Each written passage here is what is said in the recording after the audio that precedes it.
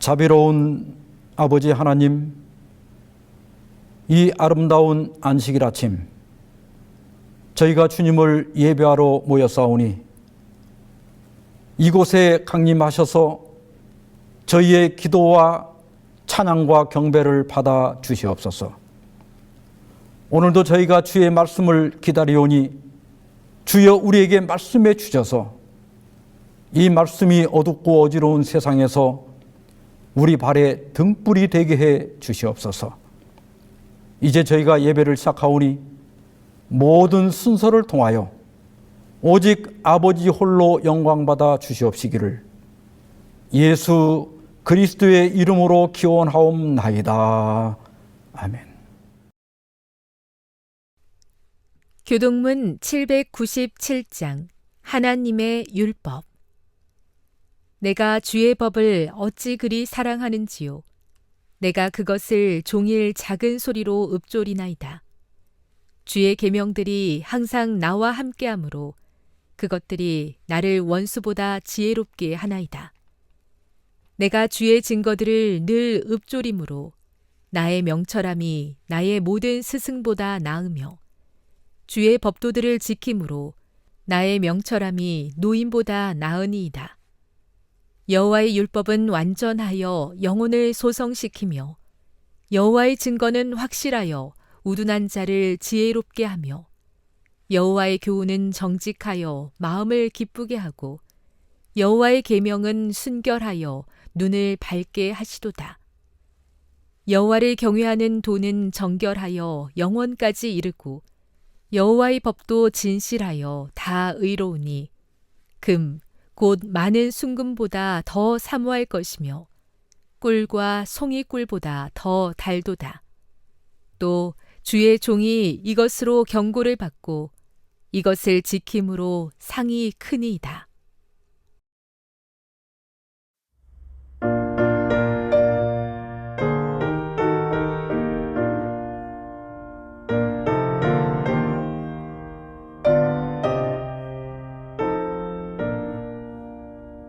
주 하나님 지으신 모든 세계 내 마음속에 그리어볼 때 하늘의 별 울려 퍼지는 내 손 주님의 권능 우주에 찾네. 주님의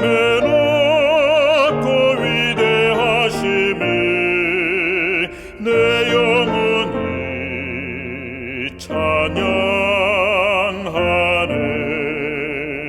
주님의 높고 위대하심을 내 영혼이 찬양하네. 숲속이나 푸르른 깊은 산에 기저귀는 저 새소리들과 고요하게 흐르는 시냇물은 주님의 솜씨 노래하도다. 주님의 높고 위대하심을 내 영혼이 찬양하네. 주님의 높고 위대하심을 내 영혼이 찬양하네. 주 하나님 독생자 아낌없이 우리를 위해 땅에 보내어 십자가에 피 흘려 죽게 하사 내 모든 죄를 구속하셨네. 주님의 높고 위대하심을 내 영혼이 찬양하네.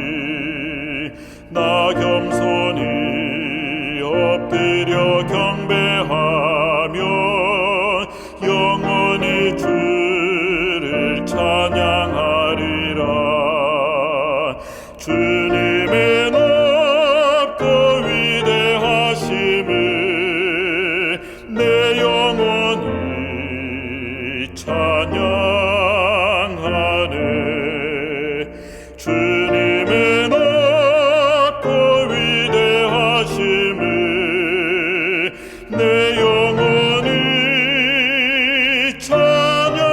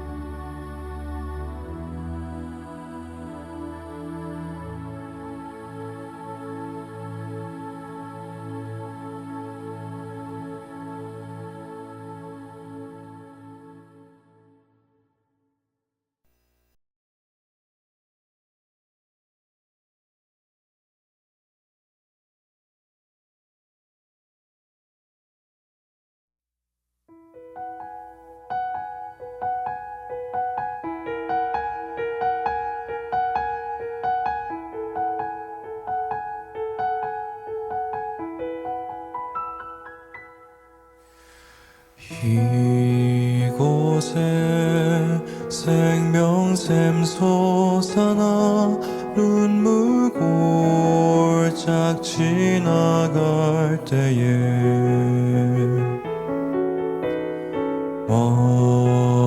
머자나 열매 맺히고 웃음소리 넘쳐나리라.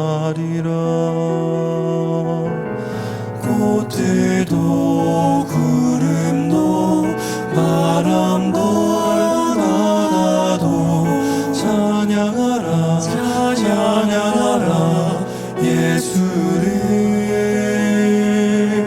하늘을 울리며 노래해 나의 영혼아 은혜의 주 은혜의 주 은혜의 주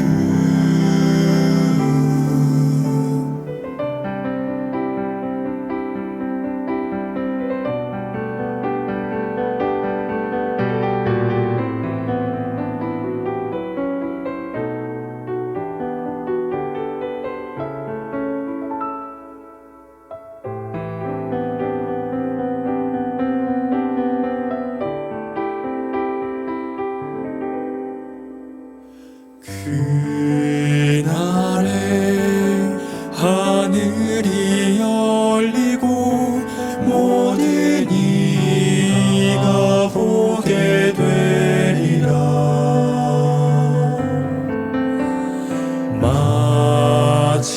마침내 꽃들이 피고 영광의 주가 오시리라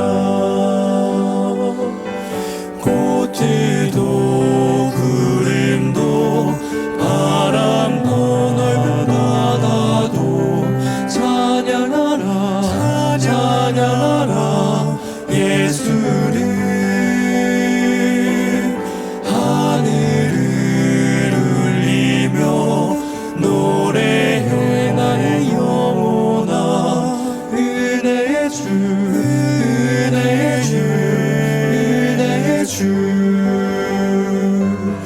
꽃들도 구름도 바람들이 아버리고 찬양하리 찬양하보게 예수를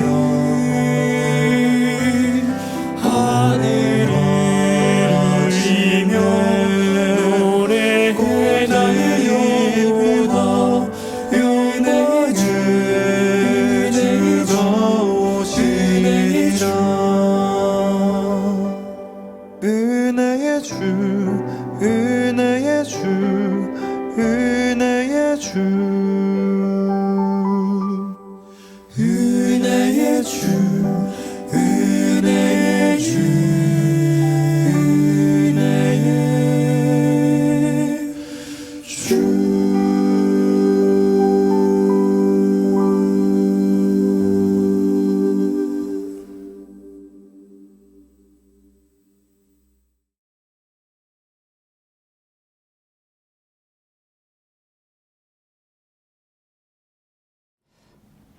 먼저 하나님의 말씀 사무엘상 15장 23절을 봉독하겠습니다. 이는 거역하는 것은 점치는 죄와 같고 완고한 것은 사신 우상에게 절하는 죄와 같음이라. 왕이 여호와의 말씀을 버렸으므로 여호와께서도 왕을 버려 왕이 되지 못하게 하셨나이다. 양녕대군 아시죠? 태종, 즉 이방원의 장남입니다. 양녕은 11살의 세자로 책봉되고 본격적으로 왕이 되기 위한 교육을 받기 시작했습니다. 하지만 그 이듬해부터 세자가 공부를 하지 않고 농땡이를 친다는 상소가 올라오기 시작했습니다. 당시 세자 교육은 매일 경서 강론을 10시간씩 들어야 했답니다. 공부하기를 싫어하고 노는 것을 좋아한 양녕으로서는 견디기 힘든 고역이었을 겁니다. 그래서 공부 시간만 되면 이상한 개소리를 내거나 매소리를 내는 등 기행을 일삼았고 틈만 나면 개구멍으로 몰래 나가서 시정 잡배들과 어울려 밤거리를 휘젓고 다니면서 비행을 저질렀습니다. 그러다 보니 태종이 세자의 학문이 어느 정도인지 테스트할 때마다 제대로 답을 못해서 꾸지람을 받았고 애꿎은 세자전 내시들이 대신 곤장을 맡곤 했습니다. 그러다가 나이가 들자 이제는 여색을 밝히기 시작했습니다. 부왕의 거듭된 경우에도 불구하고 기생을 몰래 궁으로 들이는가 하면 급기야 한 나이 많은 관리의 어린 첩을 빼앗아 아이까지 낳는 폐륜을 저질렀습니다. 태종이 잘못을 추궁하자 아버지는 후궁을 거느리시면서 왜 나는 못하게 하십니까? 하는 항의 서한을 보내서 부왕에게 정면으로 대들었습니다. 결국 1418년 양령은 세자가 된 지 14년 만에 폐위되어 유배지로 떠나야 했고 그 자리는 훗날 세종이 된 충녕대군에게 돌아갔습니다. 양령은 세자라는 지위에 따르는 의무와 책임보다는 자신의 욕구와 감정을 따른 결과 결국 세자 자리를 박탈당하고 말았습니다. 양녕대군의 이 비극적인 경험은 이스라엘의 첫 번째 왕으로 선출되었지만 끝내 하나님께 버림받은 사울의 몰락을 떠올리게 합니다.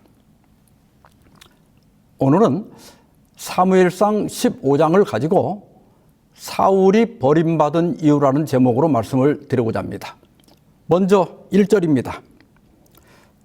사무엘이 사울에게 이르되 여호와께서 나를 보내어 왕에게 기름을 부어 그의 백성 이스라엘 위에 왕으로 삼으셨은즉 이제 왕은 여호와의 말씀을 들으소서.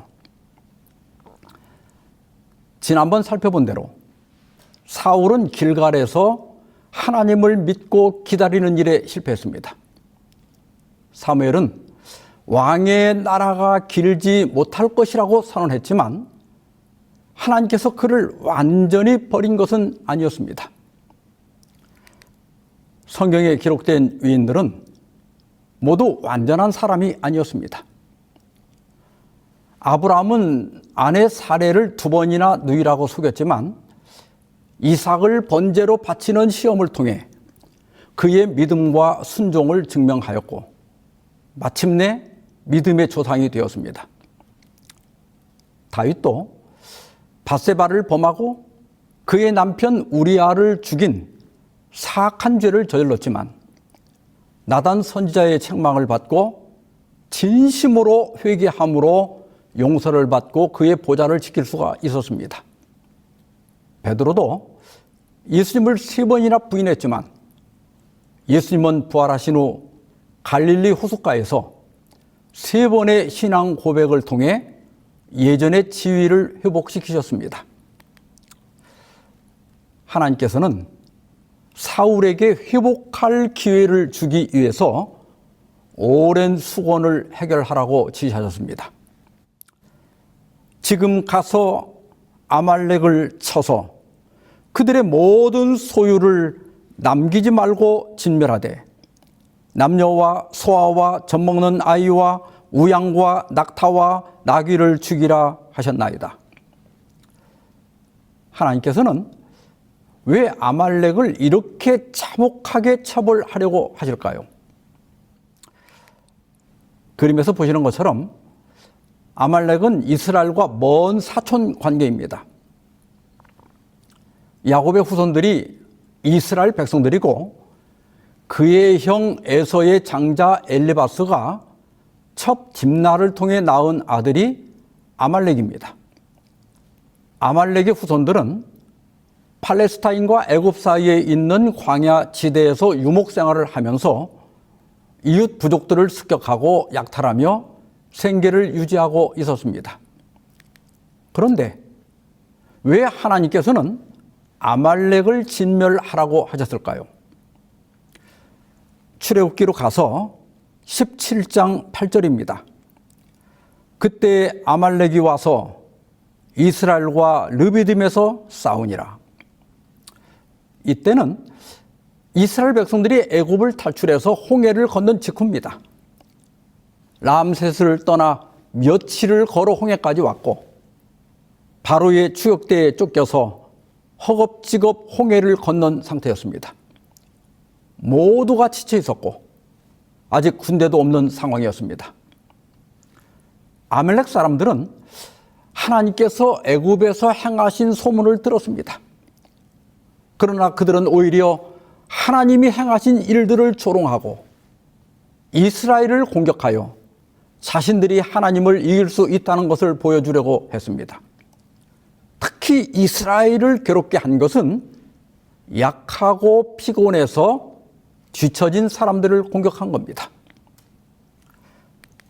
모세는 각 지파에서 군대를 선발해서 여호수아의 지휘 아래 아말렉과 싸우게 하고 자기는 하나님의 지팡이를 들고 아론과 홀을 때리고 전쟁터가 내려다 보이는 언덕에 올라갔습니다. 모세가 하늘을 향해 양팔을 들고 기도하는 동안은 이스라엘 군대가 이기고 손을 내리면 아말렉이 이겼습니다. 따라서 아론과 홀은 모세의 손이 내려오지 않도록 해가 질 때까지 붙들고 있었습니다.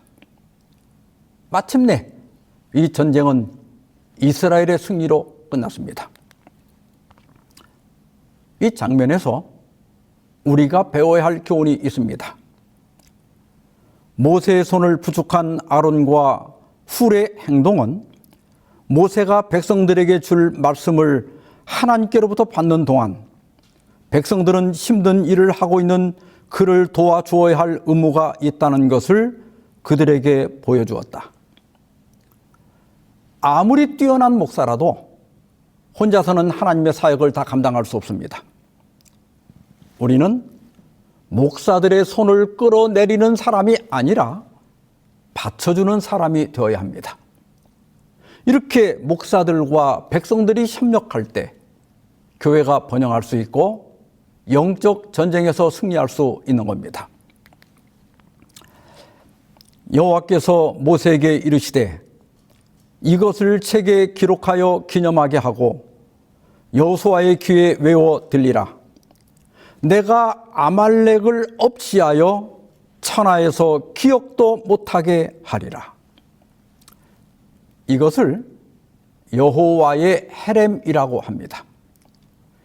히브리어 헤렘은 금지하다, 바치다, 전멸하다 이런 뜻인데 이스라엘 백성이 가나안을 점령할 때 하나님의 명령에 따라 특정 대상, 예를 들어 도시나 사람이나 물건이나 가축 등을 완전히 파괴하거나 남김없이 하나님께 바치는 행위를 의미합니다. 여리고도 헤렘으로 선언되었기 때문에 어느 누구도 전리품을 취할 수가 없었습니다. 아말렉도 헤렘으로 선언되었습니다.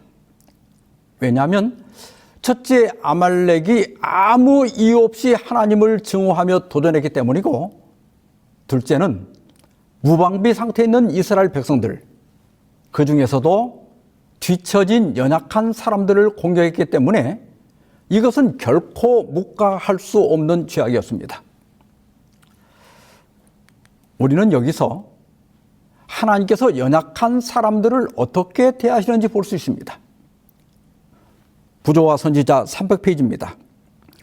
하나님의 돌보심은 그분의 자녀 중 가장 연약한 자에게도 미친다. 그들에게 가하는 모든 잔인한 행동이나 억압을 하늘이 주목하고 있다. 그분을 사랑하고 경외하는 모든 사람에게 그분의 손은 그들을 보호하는 방패가 된다. 그러므로 사람들은 그분의 손을 치지 않도록 조심해야 할 것이다. 왜냐하면 그 손은 정의의 검을 휘두르기 때문이다. 사탄은 하나님의 창조 질서를 파괴했습니다. 그 결과 모든 인류와 피조물이 고통을 받지만 그 중에서도 연약한 사람들이 가장 큰 고통을 겪게 됩니다. 따라서 하나님은 연약한 사람들을 동정하십니다. 하나님의 손은 가난하고 배우지 못하고 병약하고 아무런 권력이나 명예가 없는 사람들을 감싸고 있습니다. 따라서 연약한 사람들을 무시하거나 괴롭히거나 억압하는 것은 바로 정의의 검을 쥔 하나님의 손을 공격하는 것입니다. 모세는 그의 마지막 설교에서 아말렉에 대해 이렇게 명령했습니다. 그러므로 내 하나님 여호와께서 내게 기업으로 주어 차지하게 하시는 땅에서 내 하나님 여호와께서 사방에 있는 모든 적군으로부터 내게 안식을 주실 때 너는 천하에서 아말렉에 대한 기억을 지워버리라. 너는 잊지 말지어다. 하나님께서는 이 선고의 집행을 400년 동안이나 유예하셨습니다. 그러나 아말렉 사람들은 그들의 죄에서 돌이키지 않았습니다.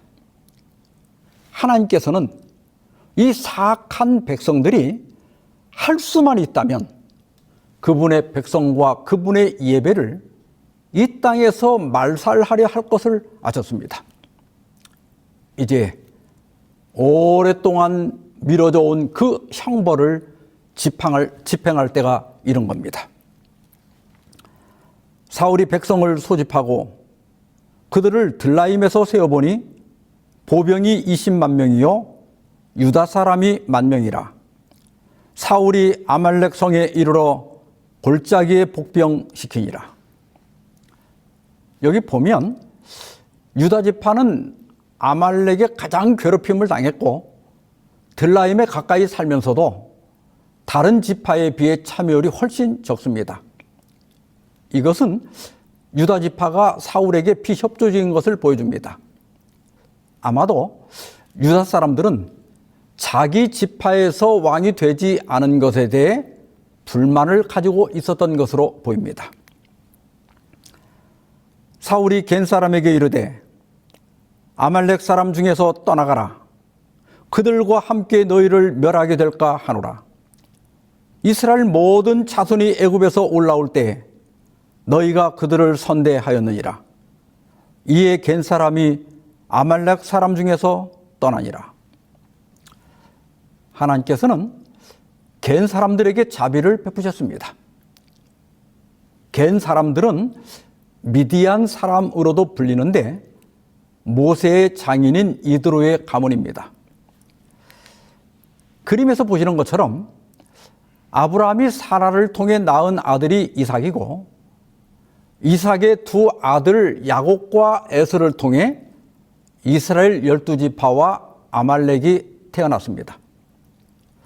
또한 사라가 사망한 후에 아브라함이 후처 그두라를 통해 낳은 아들이 미디안과 겐 사람들입니다.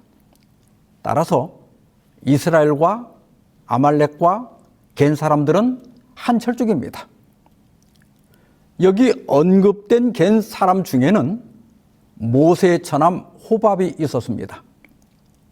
그는 이스라엘 백성과 함께 광야를 여행하였고 그곳 지리를 잘 알기 때문에 이스라엘 백성들에게 큰 도움을 주었습니다. 당시 겐 족속이 아말렉 족속과 통혼하고 우상 숭배를 완전히 버리지 않았지만 하나님께서는 그들이 광야에서 이스라엘을 도운 것을 기억하시고 구원하신 겁니다. 우리가 하나님을 위해 교회를 위해 헌신한 것은 절대 허지로 돌아가지 않습니다. 아무도 그 공을 모를지라도 하나님은 기념책에 기록하시고 때론 나 자신에게 아니면 내 후손들에게 꼭 갚아 주십니다. 사울이 하일라에서부터 애굽 앞 술에 이르기까지 아말렉 사람을 치고 아말렉 사람의 왕 아각을 사로잡고 칼날로 그의 모든 백성을 진멸하였으되 사울과 백성이 아각과 그의 양과 소의 가장 좋은 것 또는 기름진 것과 어린 양과 모든 좋은 것을 남기고 진멸하기를 즐겨 아니하고 가치없고 하찮은 것은 진멸하니라. 이 전쟁은 사울이 지금까지 얻은 승리 중 가장 빛나는 것이었습니다. 그러나 이 승리가 사울에게는 저주가 됩니다. 왜냐하면 그의 가장 큰 위험이었던 교만이 다시 머리를 드는 계기가 되었기 때문입니다. 아말렉은 여호와의 헤렘으로 선언되었습니다. 사울은 기꺼이 하나님의 지시를 따랐습니다. 그는 군대를 일으켜 아말렉을 진멸했고 완전한 승리를 거두었습니다. 그러나 완전히 순종하지는 않았습니다. 그는 자신의 명예를 위해 하나님의 명령을 수정했습니다. 아각 왕을 살려둔 것은 자신의 개선 행렬을 더 영광스럽게 하기 위한 것이었고, 좋은 가축들을 남긴 것은 하나님께 제사드리기 위함이라는 명분을 내세웠지만 실제로는 자기 백성의 이익을 위한 것이었습니다. 하나님께서는 완전한 순종을 원하십니다. 하나님의 명령은 언제나 완전하기 때문입니다. 불완전한 순종은 반드시 후유증을 남깁니다.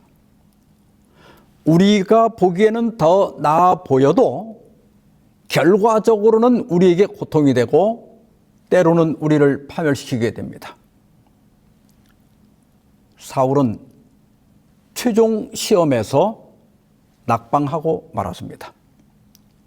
그는 하나님의 명령에 순종했지만 여호와의 하렘, 모든 승리와 모든 전리품을 하나님께 넘겨드리는 대신 일부는 자신이 취하려고 했습니다.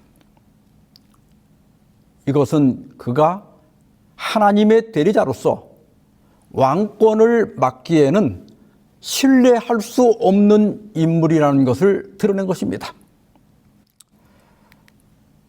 사울과 그의 군대가 승리의 감격에 도취되어 개선 행렬을 지으며 돌아오고 있을 때 사무엘은 깊은 고민에 쌓여 있었습니다.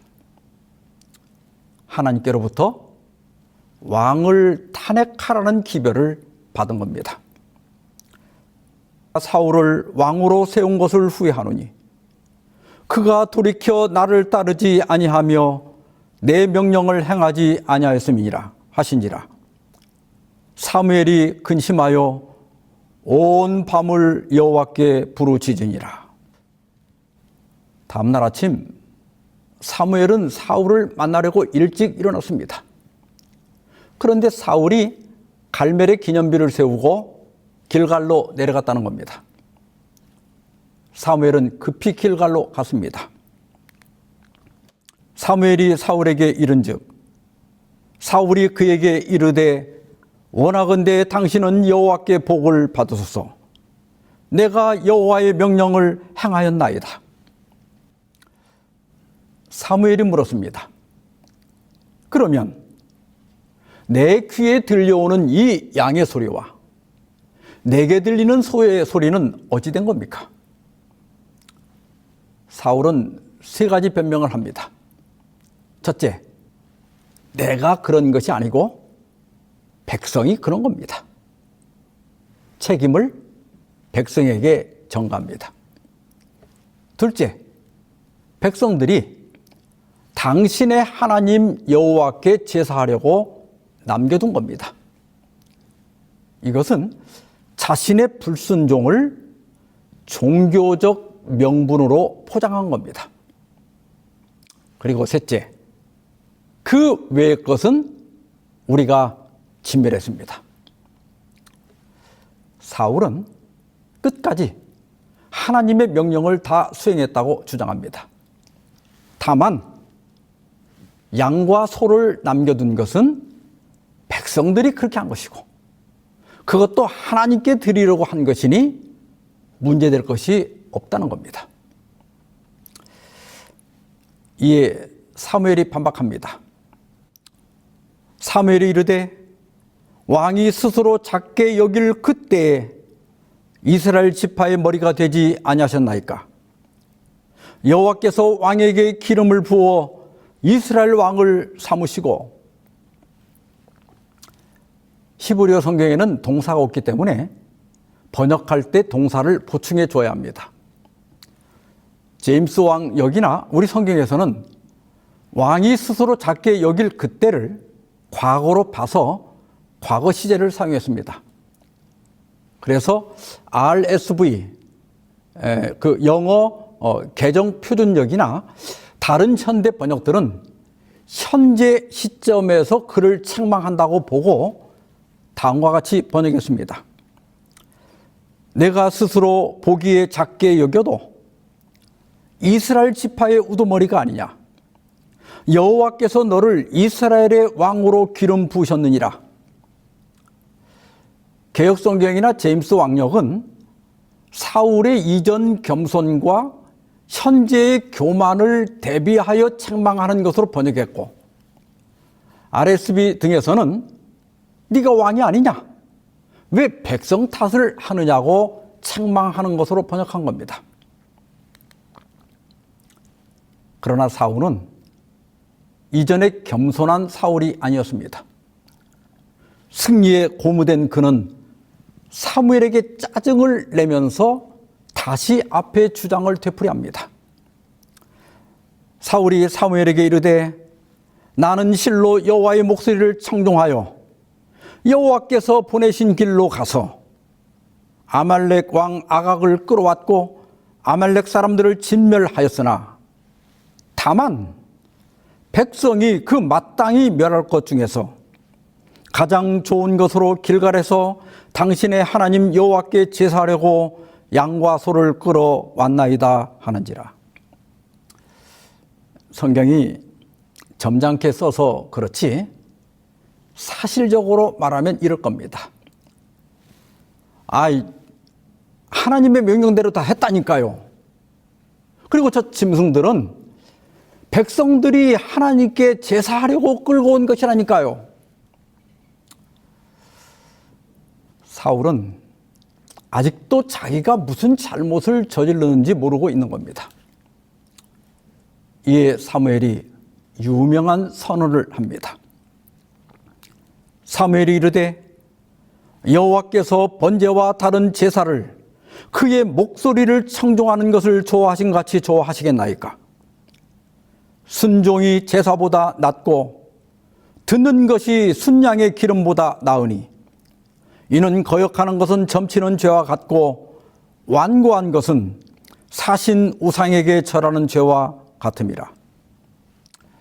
여기 사신 우상은 잡신 혹은 거짓신을 의미합니다. 요즘 가을이라서 혼인식을 많이 하는데요.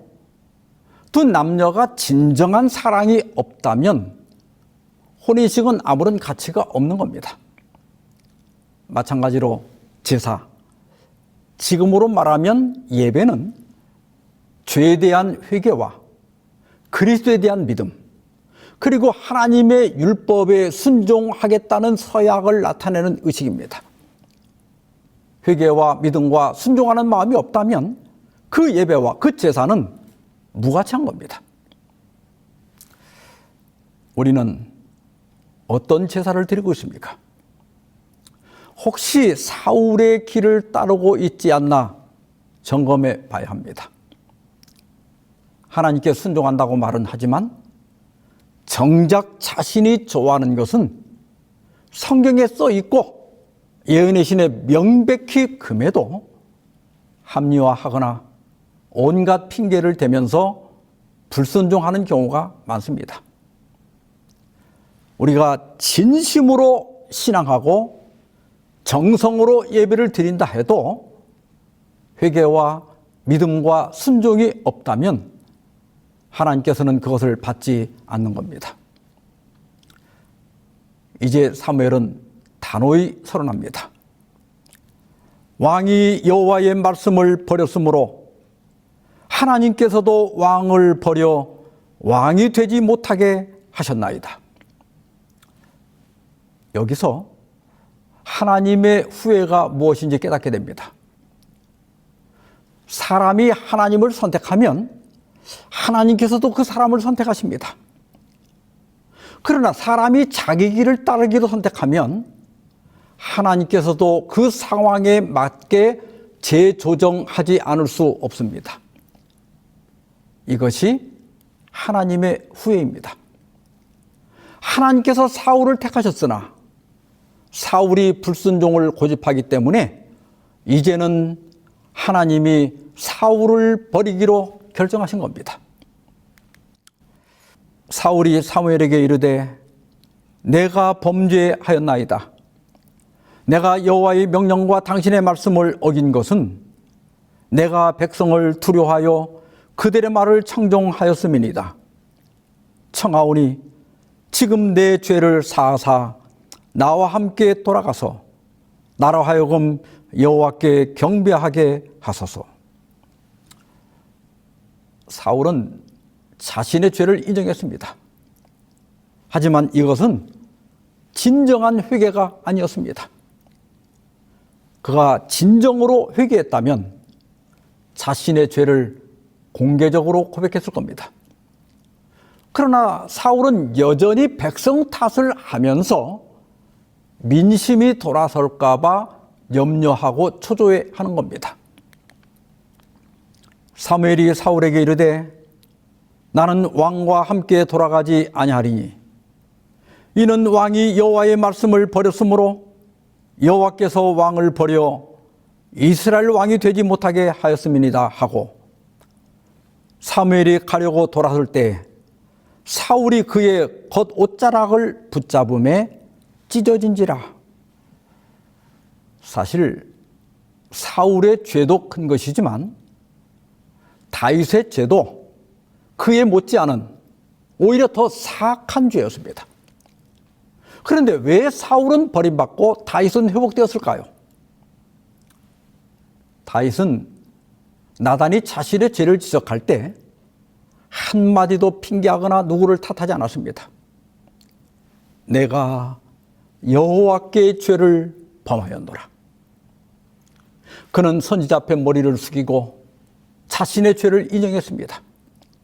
그리고 이때 기록한 시편 51편을 보면 다윗은 용서를 구할 뿐만 아니라 자신 안에 정한 마음을 창조하시고 정직한 영을 새롭게 해달라고 기도했습니다.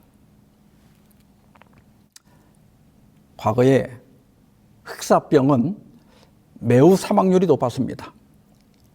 그러나 스트레토마이신이나 게타마이신 등 항생제가 만들어져서 조기 치료할 경우 95% 이상의 완치율을 보인다고 합니다. 죄는 100% 사망률을 가진 질병입니다. 그러나 회개하면 그리스도의 보혈로 100% 완치될 수 있습니다. 사울이 하나님께 버림받은 가장 큰 이유는 그가 저지른 죄가 커서가 아니라 진정한 회개를 하지 않았기 때문입니다. 사무엘이 그에게 이르되 여호와께서 오늘 이스라엘 나라를 왕에게서 떼어 왕보다 나은 왕의 이웃에게 주셨나이다. 사울은 하나님과 함께 일하기에 부적합하다는 것이 확실해졌습니다. 따라서 하나님은 사울을 버렸습니다. 그러나 한 개인으로서 그를 버린 것은 아니었습니다. 그가 진심으로 회개하고 왕위를 버리고 평범한 자연인으로 살았다면 그도 구원을 얻을 수 있었을 겁니다. 어떤 공인이 범죄하여 그 직임에서 물러났더라도 진심으로 회개하고 새로운 삶을 산다면 하나님께서는 그 영혼을 분명히 구원하실 겁니다. 죄에 대한 하나님의 증오심은 죽음처럼 강하나 죄인에 대한 사랑은 죽음보다도 더 강하기 때문입니다. 사무엘은 마지막 임무를 수행했습니다. 그는 아각을 죽여 사울이 개선 행렬에서 자기 영광을 드러내지 못하게 했습니다. 그 사무엘은 라마로 돌아갔고 사울은 기브아로 갔습니다. 사무엘이 죽는 날까지 사울을 다시 보지 아니하였으니 그는 사울을 위하여 슬퍼함이었고 여호와께서는 사울을 이스라엘 왕으로 삼으신 것을 후회하셨더라.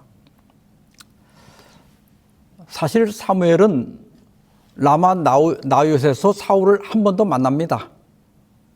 따라서 이 말은 사무엘이 선지자로서의 권고를 중단했다는 뜻입니다. 하나님이 버린 왕을 위하여 선지자가 조언할 수가 없기 때문입니다. 이후에도 사울은 여전히 이스라엘의 왕으로 역할을 수행했지만 실제적으로는 폐위된 것이나 다름이 없었습니다. 사울이 버림받은 것은 부분적인 순종이란 없다는 것을 가르쳐 줍니다. 하나님의 명령을 우리 스스로 편집하고 우리가 합당하다고 생각하는 부분만 순종할 권리가 우리에게는 없습니다. 우리가 어떤 행동을 결정할 때 이것이 내가 원하고 내가 좋아하는 것인가가 아니라 이것이 하나님의 뜻과 일치하는가를 물어야 합니다. 순종이 제사보다 낫습니다. 하나님께서는 우리의 형식적인 예배보다 우리의 온전한 순종을 원하십니다.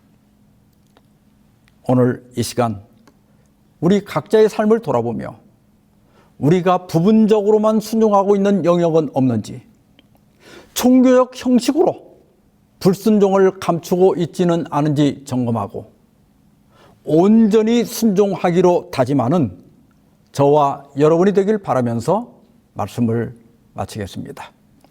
기도하십시다. 자비로운 하나님 아버지, 오늘 사울의 경험을 통해 온전한 순종의 교훈을 배우게 하시니 감사합니다. 저희가 순종한다고 하지만 우리의 죄된 성향 때문에 주님의 뜻대로 살지 못하고 주님을 온전히 따르지 못한 것이 있다면 저희를 용서해 주시고 이후로는 온전히 순종할 수 있도록 도와주시옵소서. 예수님의 이름으로 기도하옵나이다. 아멘.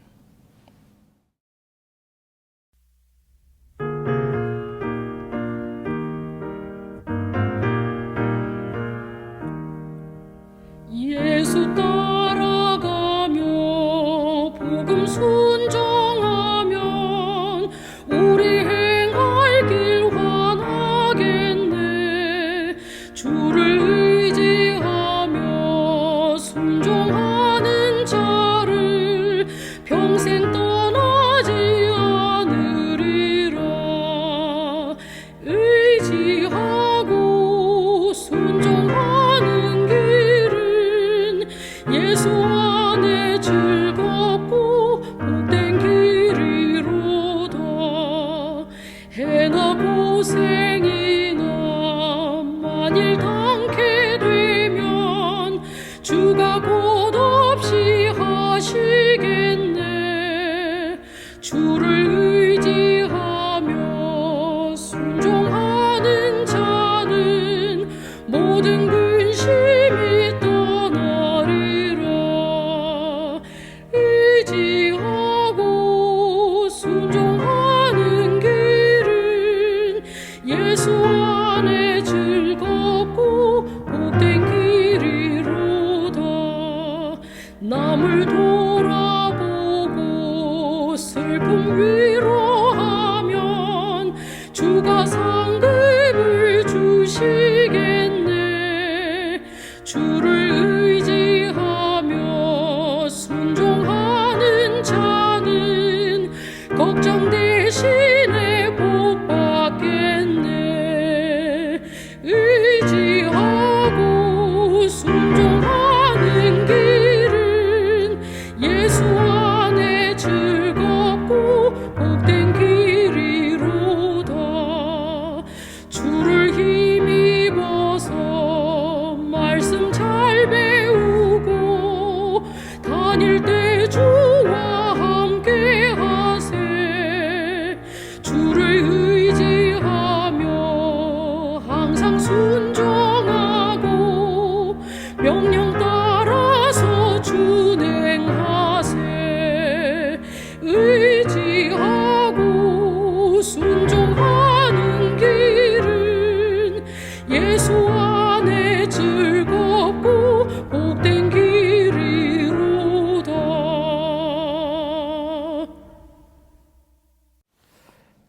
이제는 하나님 아버지의 크크신 사랑과 예수 그리스도의 은혜와 성령의 교통하심이 너희 무리와 함께 있을지어다. 아멘.